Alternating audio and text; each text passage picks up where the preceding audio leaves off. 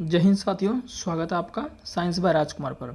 साथियों, group D और NTPC के लिए स्पेशल साइंस की इस श्रृंखला में आज हमारा ये क्लास नंबर 2 है। जैसा कि मैंने आपको बोला था कि मैं आपको पूरी साइंस की तैयारी कराऊंगा इस चैनल पर, तो इसके लिए जो है आज का क्लास 2 है। आपको शुरू से देखना है, अच्छे से समझ आ रहे हैं आपको और बहुत अच्छे रिस्पॉन्स भी आपका आ रहा है, तो अच्छा लग रहा है, ठीक है ना। तो इसका प्लेलिस्ट हमने अलग से बना दिया है। जो पहली बार देख रहे हैं इस वीडियो को, तो कृपया करके आप स्टार्टिंग से देखें तो आपको समझ आएगा। ऐसे अगर आप बीच से देखना स्टार्ट कीजिएगा तो समझ बिल्कुल भी नहीं आने वाला, ठीक है ना। और जब भी बैठे तो कॉपी कलम लेके बैठे, समझ के बात करें। तो प्लेलिस्ट हमने बना दिया है, वहाँ से आप जाके देख सकते हैं। अगर प्लेलिस्ट खोजने में आपको दिक्कत होता है, नहीं पता चलता है, तो उसके लिए हमने आपके लिए सुविधा क्या प्रदान किया है कि आप हमारा टेलीग्राम ज्वाइन कर लीजिए। टेलीग्राम का नाम क्या है? बस वही नाम है जो आपके चैनल का नाम है, यानी कि science by Rajkumar. Link description में होता है, वहाँ से डायरेक्ट आप ज्वाइन हो सकते हैं। वहाँ आपको क्लास की नोटिफिकेशन की, क्लास कब आपको मिलने वाला है ना, यानी कि जो भी चीज़ें हैं ना, जो भी चीज़ें हैं, हर एक चीज़ का जानकारी आपको टेलीग्राम पर ही मिलता है। सब लोग जुड़े हैं, आप भी वहाँ जाके जुड़ जाइए, ठीक है ना। तो चलिए, बातें ज़्यादा नहीं करेंगे, स्टार्ट करते हैं। बाकी चैनल को सब्सक्राइब कर देना, समझ गए ना, इतना काम आपको करना है। तो ये हम स्टार्ट किए थे, है ना। और पूछ रहे थे सभी लोग कि किताब कौन सा है, तो भाई साहब NCERT किताब है। क्या किताब है? NCERT 1000 बार बोल चुका हूँ मैं, ठीक है ना।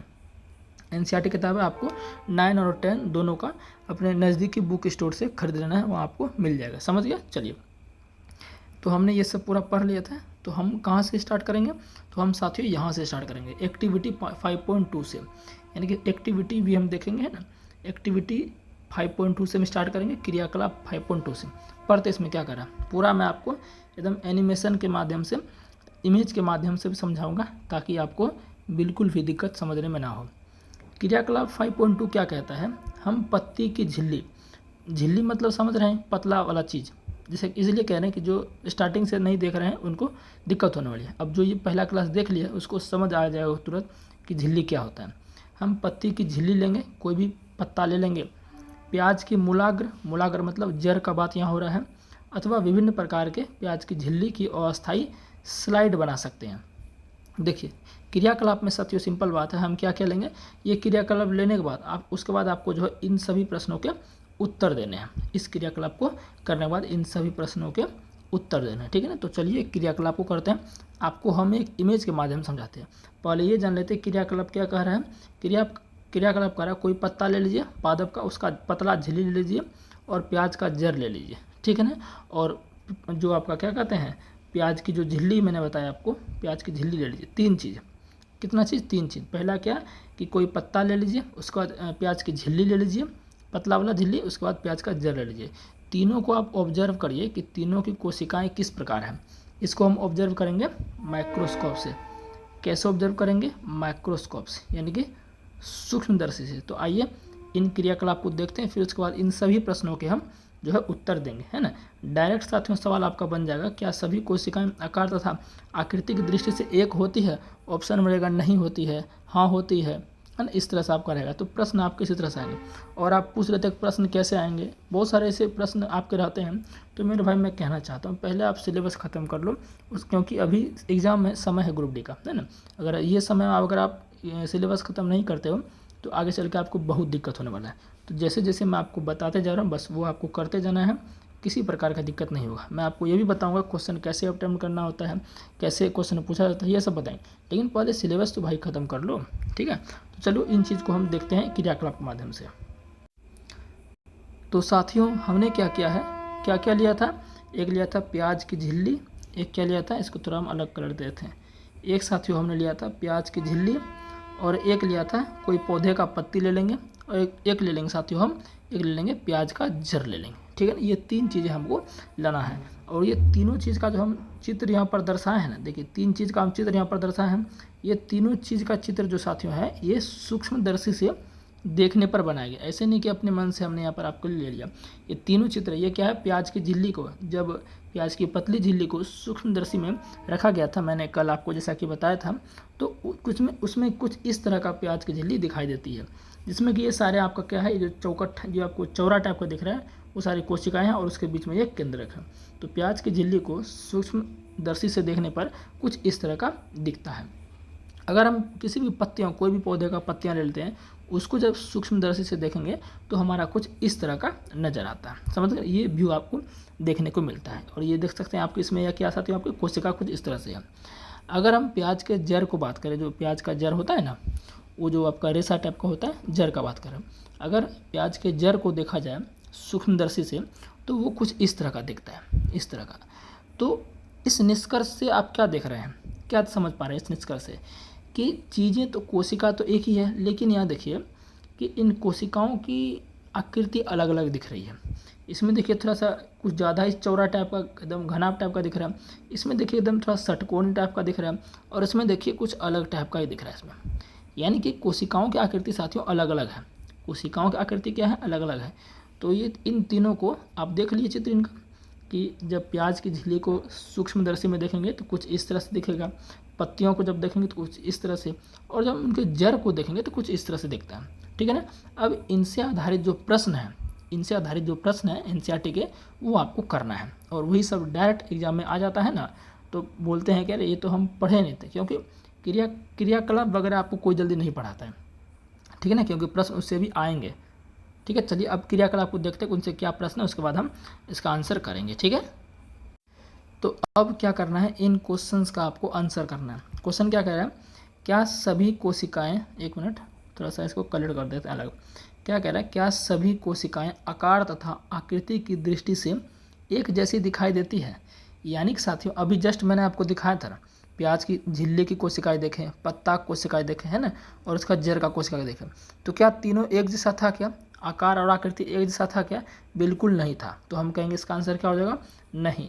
सभी कोशिकाएं जो है आकार और आकृति में एक जैसी नहीं होती है। सभी कोशिकाएं आकार और आकृति में एक जैसी नहीं होती है। क्योंकि आप एक बार और देखना चाहते हो, चलो मैं आपको एक बार और दिखाता हूँ। देखिए आप क्या बताइए, यहाँ पर जो है ये इनमें जो कोशिकाएं सारी है, इनमें जो भी कोशिकाएं साथियों हैं, ये सारे आपको एक जैसी दिख रही है। इसका आकृति देखिए कोशिका कैसा है, इसका कैसा है, इसका कैसा है। तो सभी कोशिकाओं की जिसमें आकार और आकृति है ना, वो आपको अलग अलग दिख रही है ना। तो हम कहेंगे कि सभी कोशिकाओं की जो है आकार एवं आकृति एक जैसी नहीं होती है। वो भी आगे आपको पता चलेगा क्यों नहीं होती है, समझ गए ना। तो फिलहाल हमारा आंसर क्या हो जाएगा उस क्वेश्चन का, कि सभी कोशिकाओं की आकार एवं आकृति एक जैसी नहीं होती है। ठीक है ना, तो इसका आंसर आपको पता चल गया। अब हम देखते हैं नेक्स्ट क्वेश्चन के बारे में। अब जो आपका नेक्स्ट इसमें क्रियाकलाप में आंसर देने को कह रहा है वो है, क्या सभी कोशिकाओं की संरचना एक जैसी दिखाई देती है। तो अभी जस्ट देखें ना, सभी कोशिकाओं की संरचना एक जैसी दिखाई नहीं देती है। तो इसका भी क्या होगा, आंसर हो जाएगा नहीं देती है। ठीक है ना। फिर कह रहा है, क्या पादप के विभिन्न भागों में पाई जाने वाली कोशिकाओं में कोई अंतर है। तो बिल्कुल साथियों, कि पादप के विभिन्न भागों में पाई जाने वाली कोशिकाओं में बहुत ज़्यादा अंतर है, क्योंकि देख लेना सब आपका अलग अलग तरीके से दिख पा रहा है। ठीक है ना। अभी ये जब मैं आपको पादप तक साथियों पढ़ाऊंगा तो उसमें आपको उसका अलग अलग फंक्शन रहता है। ठीक है ना, तो इसमें क्या अंतर रहता है।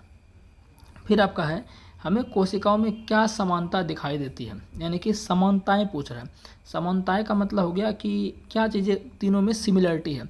यहाँ तीनों हमने जो देखा, आपको मैं एक बार और दिखाना चाहता हूँ। ठीक है ना, यहाँ देखिए, यहाँ जो तीनों हमने देखा है, इन तीनों में आपको तीनों की कोशिका है, इसकी भी कोशिका है, प्याज की झिल्ली की, पत्तियों की कोशिका है, और आपका ये जड़ की कोशिका है। तो इन तीनों में सिमिलरिटी क्या क्या है, मतलब कि समानताएं क्या क्या है। तो साथियों इन तीनों में समानताएं आपका ये है कि इनमें जो भी कोशिका है, इन कोशिकाओं में साथियों कोशिका में केंद्रक होगा। इन कोशिका में क्या होगा, केंद्रक, कन्फर्म में केंद्रक होगा। और साथियों इन कोशिका में क्या होगा, समझ लीजिए आपका कोशिका है, तो इस कोशिका में केंद्रक होगा, और इस केंद्रक के बाहर क्या होगा साथियों, कोशिका द्रव होगा। यानी कि केंद्रक भी होगा और आपका क्या होगा, कोशिका द्रव होगा। तो ये चीज़ें आपकी क्या है, कॉमन है। और अगर हम बात करें साथियों, तो कॉमन क्या क्या दिख रहा है, सभी कोशिका में केंद्रक होगा और सभी में कोशिका द्रव होगा, और आपका क्या होगा, इसमें क्या होगा, कोशिका झिल्ली होगा। इसमें क्या होगा साथियों, कोशिका झिल्ली होगा। कोशिका झिल्ली क्या होगा, ये आपके कोशिका को रक्षा करता है। अभी आगे जस्ट आएगा कोशिका झिल्ली। तो बिल्कुल समानताएं हमें कोशिका में दिख रही है। हालांकि उनके कार्य भले अलग अलग हो, आकृति उनका कार्य भले अलग अलग हो, लेकिन समानताएं कुछ है जो कि मैंने आपको बता, जैसे कि केंद्रक, कोशिका द्रव और कोशिका झिल्ली, ये सभी कोशिका में कह सकते हैं कॉमन होता है। बात क्लियर है। चलिए तो अब आगे बढ़ते हैं। तो इतना तक आप समझ चुके हैं ना, तो अब हम बढ़ते हैं आगे। ठीक है ना। यहाँ देखिए साथियों, हम देखते हैं, यहाँ पढ़ते हैं आगे। ठीक है, कुछ जीवों में विभिन्न प्रकार की कोशिकाएं, कुछ जीवों में विभिन्न प्रकार की कोशिकाएं भी हो सकती है। निम्नलिखित तस्वीर को देखो, ये मानव शरीर की कुछ कोशिकाएं हैं। कहने का मतलब साथियों ये क्या कह रहा है कि कुछ जीव ऐसे हैं जिनमें क्या होती हैं, विभिन्न प्रकार की कोशिकाएं हो सकती हैं। जैसे कोई जीव है जो कि एक ही कोशिका उसमें होता है, कुछ जीव ऐसे हैं जिनमें एक से ज़्यादा कोशिका हो सकते हैं। तो इस प्रकार से जीवों को कोशिकाओं की संख्याओं के आधार पर बांटा गया है, ठीक है ना। जैसे यहाँ पर देखिए, आप यहाँ पर देखिए, यहाँ ध्यान दीजिए, यहाँ पर देखिए कुछ जीव की कोशिकाएं दी गई है, ठीक है। तो मैं इसको इधर कर लेता हूँ। यहाँ पर देखिए ज़रा, ये आपका क्या है, रुधिर की कोशिका है। ये आपका चिकनी पेशी है ना, चिकनी पेशी, जिसको हम आरेखित पेशी भी बोलते हैं। और आपका ये देखिए, इसको जो है, इसको हटा, ये पूरा देखिए, ये न्यूरॉन है। और ये आपका वसा कोशिका है, ये आपका अस्थि कोशिका है, ये अंडाणु है, ये आपका शुक्राणु। चलिए एक बार इसको हम जो है ना गिफ के माध्यम से, आपको थोड़ा सा एनिमेशन के माध्यम से इसको बताते हैं। जैसे देखिए साथियों, ये जो आपको वीडियो में दिख रहा है, एनिमेशन के माध्यम से मैं आपको समझाना चाह रहा हूँ। ये साथियों क्या आपका, ये साथियों आपका है एनिमेशन, यानी कि इसमें आपको रक्त की कोशिकाओं को दिखाया, किसको दिखाया गया है इसमें, इसमें आपका ब्लड सेल्स को दिखाया गया है। किसको दिखाया गया मेरे भाई, इसमें दिखाया गया आपको ब्लड सेल्स को। क्या दिखाया गया, ब्लड, यानी कि ये देख सकते हैं ये सारी क्या है, ब्लड सेल्स हैं। तो यानी कि कोशिकाओं के अलग अलग प्रकार भी हैं ना। तो ये आपका क्या है, रक्त कोशिका है। और मैं आपको दिखाना चाहूँगा, ये देखिए, ये आपका क्या है, इसमें मैं आपको अंडाणु कोशिका के बारे में बताऊं। साथियों जो पूरी संरचना दिख रही है, इस पूरे संरचना जो है, इस पूरे संरचना को हम कहते हैं मादा प्रजनन तंत्र। और मादा प्रजनन तंत्र में साथियों, हालांकि ये मैं अभी आपको नहीं बताऊंगा, ये अलग टॉपिक है ना। मैं आपको सिंपल बताऊंगा अभी किसके बारे में, अंडाणु कोशिका के बारे में बता रहा हूँ। तो यानी कि मैं दिखा रहा हूँ कोशिका आखिर होती कैसी कैसी है। तो ये जो पार्ट दिख रहा है आपका अंडाणु का, इसको बोलते हैं अंडाशय। इसी अंडाशय में अंडाणु उत्पन्न होते हैं। इसी अंडाशय में क्या होते हैं, अंडाणु उत्पन्न होते हैं। और अंडाणु आपके गोल होते हैं कुछ इस तरह से, ठीक है ना। तो ये आपका ओवेरी है, ओवेरी मतलब अंडाशय होता है, और इसमें ओवम होती है, यानी कि अंडाणु कोशिका होती है, ठीक है ना। और भी मैं अगर आपको दिखाना चाहूँ, यहाँ पर देखिए, ये आपका साथियों क्या है, ये आपका शुक्राणु कोशिका, ये जो दिख रहा है आपको, जो आकृति ऐसे दिख रहा है, इसको बोलते हैं शुक्राणु कोशिका। कौन सी कोशिका बोलते हैं, शुक्राणु कोशिका। तो मैं जो इतने प्रकार के आपको अलग अलग कोशिका दिखा रहा हूँ, ये हमारे मानव शरीर की कोशिका हैं। तो इनमें कुछ आपको अंतर दिख रहा है, अंतर दिख रहा है, बिल्कुल दिख रहा होगा। आकृति और आकार में आपको परिवर्तन देखने को मिल रहा होगा। ये देखिए लंबी एकदम पतली सी है। और मैंने आपको दिखाया यहाँ पर अंडाणु कोशिका, जो यहाँ पर मैंने आपको दिखाया, ये आपका यहाँ गोल होता है। और मैंने आपको रुधिर कोशिका दिखाई, देखिए रुधिर की कोशिका कैसी है ना। तो इस तरह से साथियों ये आपके क्या है। और भी अगर मैं दिखाऊँ, जैसे यहाँ पर देखिए, यहाँ पर जैसे मैं बात कर रहा था अभी, आपका किसकी बात कर रहा था, चिकनी पेशी। तो ये देखिए जो आपका है, ये आपका किसकी पेशी है, चिकनी पेशी, यानी कि इसको हम आरेखित पेशी बोलते हैं, कुछ इस तरह से होता है।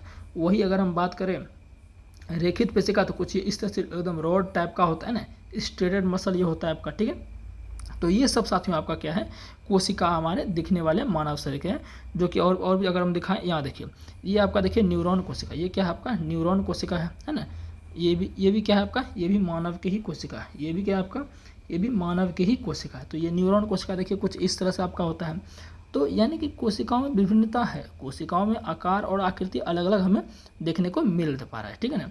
तो वही मैं आपको बताया साथियों कि कोशिका देखिए बुक में जो बताया था, उसी चीज़ को मैंने यहाँ पर आपको थोड़ा सा एनिमेशन के माध्यम से बताया है, ठीक है ना। तो इस तरह से देख सकते हैं कोशिका कैसी होती है। ये ब्लड सेल आपका हो गया है ना, इस तरह से आपका जो इस तरह से होता है, ठीक है ना। तो अब उम्मीद है कि आप ये जो कोशिका कैसी होती है मानव की, उसको आप समझ पाएंगे। आगे बढ़ते हैं। तो जो चीज़ें यहाँ पर है, मानव शरीर की कुछ कोशिकाएं हैं, तो मैंने आपको सारा बता ही दिया कि कैसे कैसे उनकी कोशिका होती है। अब थोड़ा आगे पढ़ते हैं, ये क्या क्या कहना चाह रहा है। देखिए, कोशिकाओं की आकृति तथा आकार उनके विशिष्ट कार्यों के अनुरूप होते हैं। कहने के इसका क्या मतलब है, अभी मैंने आपको दिखाया ना कि जैसे मैंने आपको बताया कि यहाँ पर जो मैंने आपको बताया, क्या मैंने आपको ये बताया कि प्याज का झिल्ली मैंने लिया, उसका कोशिका को देखा माइक्रोस्कोप से तो कुछ अलग था। उसी तरह मैंने पत्ती को देखा तो उसका कोशिका का आकृति आकार कुछ अलग था। और आपका जो है जड़ को देखा तो उसमें कोशिका आकार आकृति कुछ अलग था।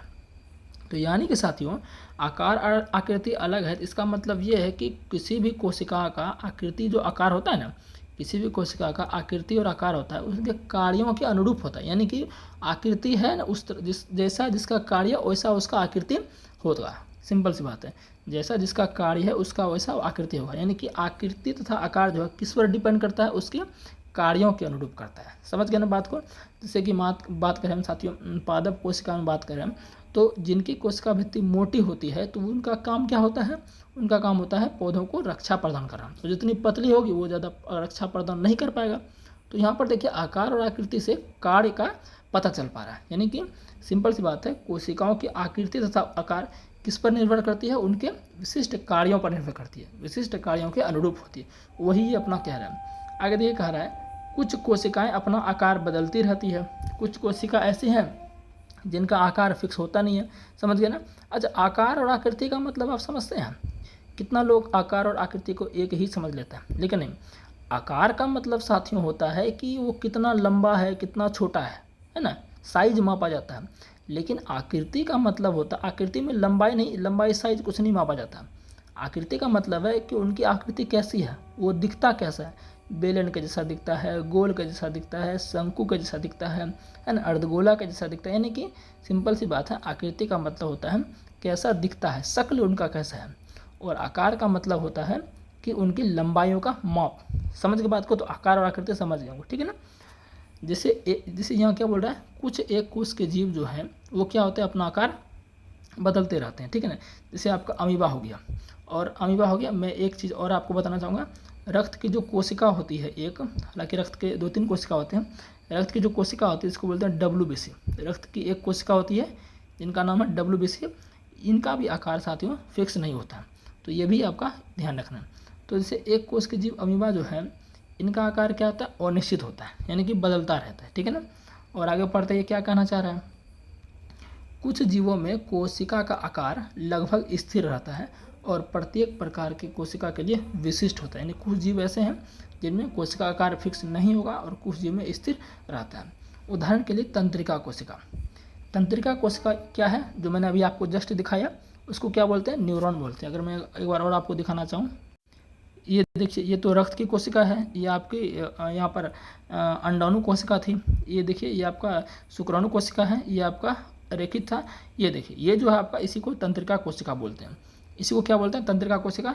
और सिंपल इसका एक और नाम स्पेशल न्यूरॉन बोलते हैं, ठीक है ना। तो तंत्रिका कोशिका को ही न्यूरॉन भी बोलते हैं। ये आपका क्या है, तंत्रिका कोशिका। समझ के बात है, इसी के बारे में हम बात करें तो ये जो कोशिका होती है ये स्थिर होती है। ये क्या होती है, स्थिर होती है। इनमें सेल डिवीजन जल्दी नहीं होता है, 90% सेल डिवीजन इसमें नहीं होता। समझ गए ना, इसलिए इसको स्थिर माना गया है, ठीक है। प्रत्येक जीवित कोशिका में कुछ मूलभूत कार्य करने की क्षमता होती है। यानी कि जितनी भी कोशिकाएं हैं, हमारे शरीर में बिलियनों कोशिकाएं होती है, तो जितनी भी कोशिकाएं साथियों हैं, जीवित कोशिकाएं, उनमें क्या होती है, कुछ काम करने की क्षमता होती है, कुछ मूलभूत कार्य। मूलभूत कार्य का मतलब क्या है, जो कोशिका को करने का जरूरी है। यानी कि जैसे हम अपना मूलभूत कार्य क्या करेंगे, हम पढ़ेंगे, है ना, दौड़ेंगे, खाना बनाएंगे, खाएंगे, है ना। ये हमारा क्या हो गया, मूलभूत कार्य होगा। थोड़ा काम करेंगे, ये हमारा बेसिक कार्य हो गया, मूलभूत कार्य, ठीक है ना। तो जो जीवित कोशिका है वो अपना मूलभूत कार्य क्या है, उनमें करने की क्षमता होती है, जो सभी सजीवों का गुण है। सिंपल सी बात है, सजीव है तो उसमें कोशिका है, और कोशिका क्या अपना कार्य अच्छे ढंग से करती है, उसमें वो क्षमता होती है। एक जीवित कोशिका ये मूलभूत कार्य कैसे करती है। अब देखिए यहाँ कह रहा है कि एक जीवित कोशिका ये मूलभूत कार्य कैसे करती है, यानी कि जो कोई जीवित कोशिका आखिर वो कार्य कैसे करती है। हम जानते हैं कि बहुकोश के जीवों में श्रम विभाजन होता है। बहुकोश के जीव जैसे कि हम लोग हो गए, कुत्ता, बिल्ली, मनुष्य, जानवर, है ना, ये सब क्या हो गए, बहुकोश के जीव हो गए। तो हम लोगों में क्या होता है साथियों, एक कोशिका नहीं होता है। हम लोग में एक कोशिका नहीं होता, हम लोग में एक से अधिक कोशिका होता है। बोले तो हम लोग में हम लोग बहुकोश के जीव हैं, तो बहुत सारे। अच्छा, एक चीज़ मैं आपको बताना चाहता हूँ कि सेल का मतलब क्या होता है, कोशिका। बहुत सारे अगर कोशिका मिल जाते हैं ना, जैसे मान लीजिए 10, 20, 1 लाख, 20 लाख जो है कोशिका मिल गया, तो वो एक कोशिका मिलकर क्या बना लेंगे, टिश्यू बना लेते हैं। क्या बना लेते हैं, टिश्यू को बोलते हैं ऊतक। और ये बहुत सारा टिश्यू जब मिल जाएगा, 10-5 प्रकार के, 20 प्रकार के टिश्यू मिल जाएगा, तो वो बना लेते हैं ऑर्गन। क्या बना लेते हैं, ऑर्गन, मतलब एक अंग बना लेते हैं। अगर आप बहुत सारा ऑर्गन मिल जाए एक तरह का, 10, 12, 20 ऑर्गन, 50 ऑर्गन मिल जाए, तो वो बना लेता है सिस्टम। क्या बना लेता है, सिस्टम बना लेता है, यानी कि ऑर्गन सिस्टम। यहाँ लिख देते हैं ओ सिस्टम, यानी कि ऑर्गन सिस्टम, अंग तंत्र इसको हिंदी में कहेंगे। और जब बहुत सारे ऑर्गन सिस्टम मिल जाएंगे तो हमारा बॉडी बन जाता है। समझ की बात को, तो इस बात को ध्यान रखना है। तो बहुत सारे सेल के मिलने से टिश्यू बनता है, और बहुत सारे टिश्यू के मिलने से ऑर्गन बनता है, और बहुत सारे ऑर्गन के मिलने से ऑर्गन सिस्टम बनता है और बहुत सारे ऑर्गन सिस्टम के मिलने से बॉडी बनता है, ठीक है ना। चलिए, तो यहाँ पर अब वहीं पर यहाँ क्या कह रहा है, ये कह रहा है साथियों आपका कि बहुकोश के जीवों में श्रम विभाजन होता है। श्रम विभाजन, श्रम का मतलब क्या हो गया, कार्य। श्रम का मतलब क्या हो गया, कार्य, यानी कि जो जितने भी हमारे शरीर में कोशिका हैं उन सभी कोशिकाओं का अलग अलग कार्य है, मतलब कि कार्य को बांटा गया। जैसे अगर हम बात करें हमारे समाज में क्या है, सभी प्रकार के जाति के लोग रहते हैं, उनका क्या है, श्रम विभाजन अलग है। कोई, अब मैं जाति का नाम किसी का नहीं बोलूँगा, कोई अलग जाति है तो उसका स्पेशल कार्य है ना, तो श्रम विभाजन किया गया है पहले से। तो इसी तरह यहाँ पर बहुकोश के जीव है, इनमें क्या होता है, श्रम विभाजन होता है, मतलब कि जो कोशिका है उनका एक अलग कार्य होता है और उनको वो कार्य करने के लिए दिया जाता है। समझ गए ना, यही हमारा क्या है, श्रम विभाजन है। समझ गए, जैसे कि रक्त का परिवहन करना, उसके लिए अलग काम करेगा, उत्सर्जन करने के लिए कोई अलग अलग अंग है हमारे में, है ना, पोषण के लिए अलग है। लेकिन एक कोश के जीव जो होते हैं उनमें सारा कार्य जो है एक ही कोशिका द्वारा होता है, क्योंकि एक ही कोशिका उसमें है, तो जितना भी कार्य होगा वो सारा एक ही कोशिका के अंदर होता जाता है। उसमें एक कोश के जीवों में श्रम विभाजन नहीं होता है, समझ गए बात को। लेकिन हम लोग जो बहुकोश के जीव हैं इनमें श्रम विभाजन होता है, ठीक है।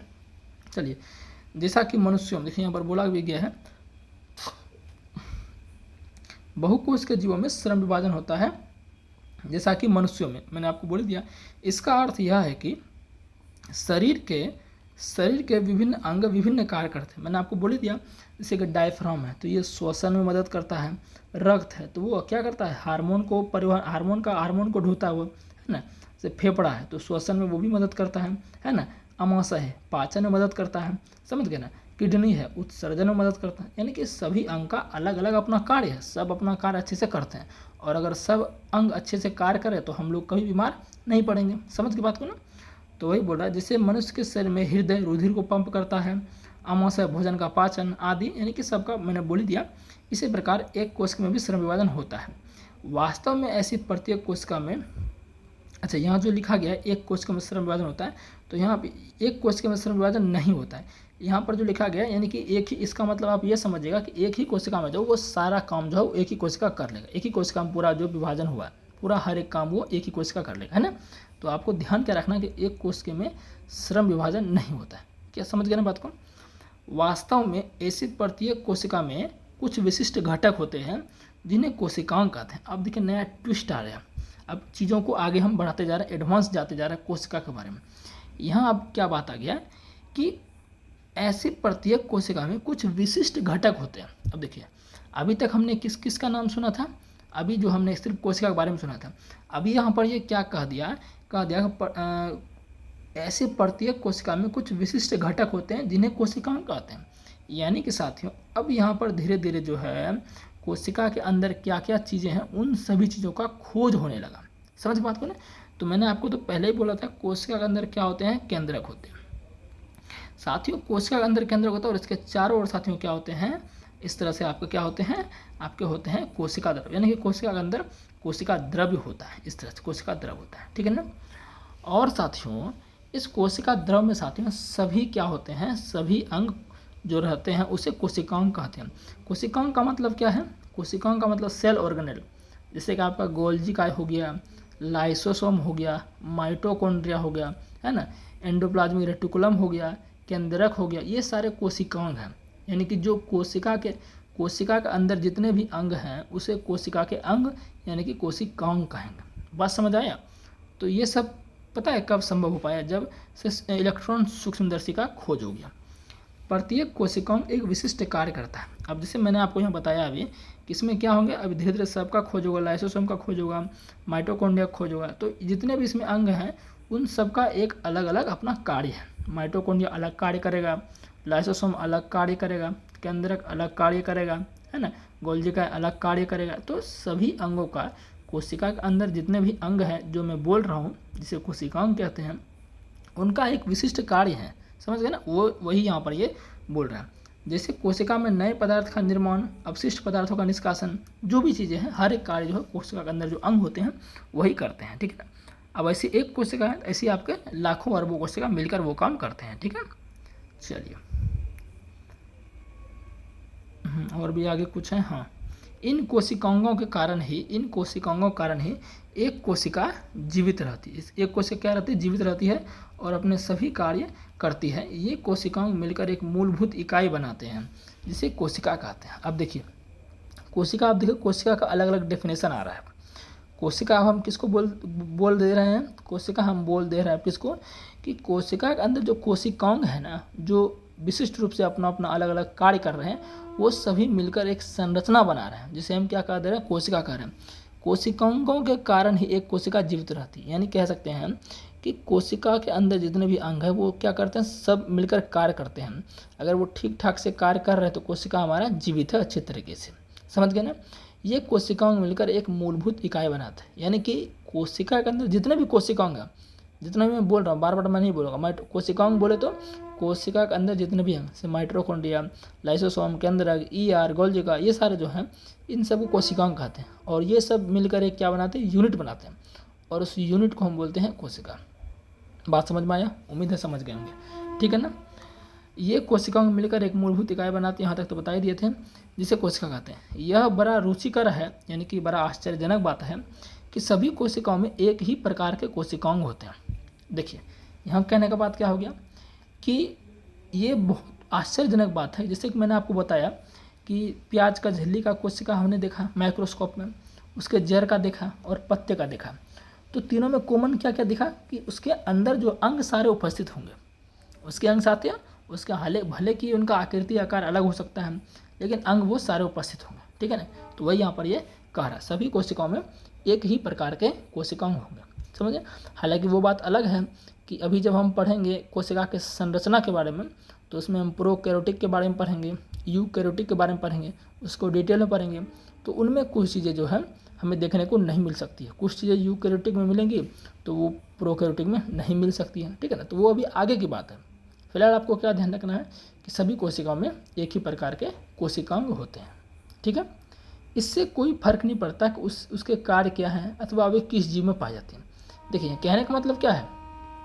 सभी कोशिकाओं में एक ही प्रकार के कोशिकांग होते हैं, उससे कोई फर्क नहीं पड़ता कि उसका कार्य क्या है। उसका कार्य अलग होने से ऐसा नहीं है कि उसमें वो कोशिका अनुपस्थित नहीं होगा अथवा वे किस जीव में पाई जाती है।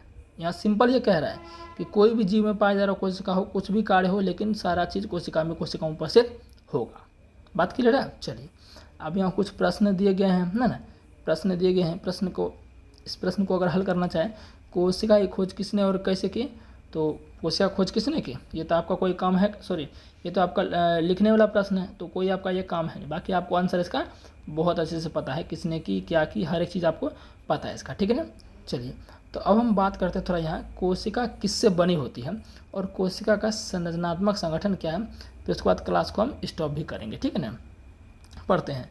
अब कोशिका देखते हैं किससे बनी होती है। तो साथियों जो कोशिका आपकी होती है वो आपके साथियों फॉस्फोलिपिड और आपके प्रोटीन की बनी होती है। किसकी बनी होती है? इस पॉइंट को अच्छे से अगर इसलिए मैं बोलता हूँ कॉपी पेन लेकर बैठो। ठीक है ना? और आपका बहुत सारा मेरे भाई का ये भी है कि सर आप लिख के नहीं पढ़ाते हैं, तो मेरे भाई उसमें टाइम बहुत ज़्यादा लगता है। ठीक है ना? मुझे लगता है आप ऐसे अगर पढ़ रहे हैं तो आपको ज़्यादा क्लियर होगा। बाकी अगर नोट्स का बात रहे तो इन फ्यूचर में आपको कभी उसके लिए सोचूंगा। ठीक है ना? बाकी मुझे लगता है इससे आपका साइंस क्लियर हो जाएगा आसानी से। और कॉपी पेन लेकर बैठते रहिए, जो पॉइंट आपको लगे कि इम्पोर्टेंट है उसको आप लिख लीजिए। ठीक है ना? चलिए हमने देखा कि कोशिका में विशिष्ट घटक होते हैं। घटक का मतलब क्या हो गया कि कोशिका में जितने भी चीज़ हैं जिसका कोशिकांग बोल रहे हैं ना, उस कोशिकाओं को ही घटक बोल देंगे। उस कोशिकाओं को यहाँ पर हम क्या बोल देंगे? घटक बोल देंगे। हमने देखा कि कोशिका में विशिष्ट घटक होते हैं जिन्हें कोशिकाओं कहते हैं। तो बोल दिया हमने जो कोशिका कैसे संगठित होती है। संगठित मतलब कि एक साथ मिलकर कैसे कार्य करती है। यदि हम कोशिका का अध्ययन सूक्ष्मदर्शी से करें, यदि हम कोशिका का अध्ययन सूक्ष्मदर्शी से करें तो हमें लगभग प्रत्येक कोशिका में 3 गुण दिखाई देंगे। अगर कोशिका का अध्ययन किससे करें? माइक्रोस्कोप से करें तो हमें 3 गुण दिखाई देंगे। एक प्लाज्मा झिल्ली, एक केंद्रक, एक कोशिकात्र, जो कि मैंने आपको बताया। ये वाले प्रश्न मैंने आपको नहीं बताया था। बताइए अभी जस्ट ये जो मैंने सॉल्व किया था ये प्रश्न नंबर 4 कि हमें कोशिकाओं में क्या समानता दिखाई देता है। तो क्या समानता दिखाई दिया? सभी कोशिकाओं में केंद्रक होगा, है ना, और क्या होगा? कोशिका झिल्ली को ही प्लाज्मा झिल्ली कहते हैं, और उसमें हमें कोशिका द्रव देखने को मिलेगा। ये 3 चीज़ें मैंने आपको बोला था। तो वही तो ये भी यहाँ बोल रहा है, वही बोल रहा है कि नहीं बोल रहा है? तो बोलिएगा बिल्कुल वही बोल रहा है, ये भी वही बोल रहा है, ये भी ठीक है। हाँ, कोशिका के अंदर होने वाले समस्त क्रियाकलाप, यानी कोशिका के अंदर जो एक्टिविटीज़ होती है कोशिकाओं के द्वारा तथा उसकी बाह्य पर्यावरण से पारस्परिक क्रियाएं इन्हीं गुणों के कारण संभव है। आओ देखिए कैसे, यानी कि प्लाज्मा झिल्ली, केंद्रक कोशिका द्रव, इन सब के बारे में जो है यहाँ पर चर्चा करेंगे। और सबसे पहले हम देखेंगे प्लाज्मा झिल्ली के बारे में। किसके बारे में देखेंगे? प्लाज्मा झिल्ली के बारे में, ठीक है ना। तो प्लाज्मा झिल्ली ये सब बहुत बड़ा है, लंबा वीडियो हो जाएगा ना, लंबा वीडियो हो जाएगा, ठीक है ना। तो मुझे लगता है कि हमें यहीं तक स्टॉप कर देना चाहिए, ठीक है ना। वीडियो भी आपका लगभग 30 मिनट का हो गया है, धीरे धीरे पढ़ेंगे, कोई दिक्कत नहीं है। आपको यहाँ तक साथियों ध्यान रखना है, ठीक है ना। प्लाज्मा झिल्ली अगर हम पढ़ाएंगे तो मुझे लगता है 1 घंटा लग जाएगा इसको खत्म करने में, ठीक है ना। तो उम्मीद है आप तो यहाँ तक पढ़िए, है ना, यहाँ तक आप रिविजन कर लीजिए यहाँ तक, यानी कि नेक्स्ट जो क्लास रहेगा उसमें हम प्लाज्मा झिल्ली के बारे में डिटेल पढ़ेंगे। प्लाज्मा झिल्ली एक अकेला टॉपिक आपका आधा घंटा ले लेगा, ठीक है ना। तो धीरे धीरे पढ़ेंगे, एक ही दिन में हमें ख़त्म नहीं करना है, अभी टाइम है। अच्छे से पढ़ेंगे चीज़ों को तो हम क्या करेंगे, डिटेल में समझेंगे अच्छे से, ताकि आपको बिल्कुल भी दिक्कत साइंस में ना हो। समझ गए ना। तो जो भी चीज़ हम पढ़ा रहे हैं आप उसे रिवीजन जरूर कीजिए, कॉपी में ज़रूर लिखिए। नोट्स के लिए आपको बिल्कुल दिक्कत नहीं लेना है, उसके लिए मैं आपको आगे कुछ उपाय कर दूंगा। फिलहाल आप जो है बुक निकाल के जैसे जैसे मैं समझाता हूँ वैसे वैसे उसको आप पढ़ते जाइए, ठीक है ना। तो उम्मीद है अच्छा लगा होगा। डेली क्लास रिवीजन कीजिए और चैनल को सब्सक्राइब वगैरह जरूर कर दीजिएगा। तो मिलते हैं नेक्स्ट वीडियो में।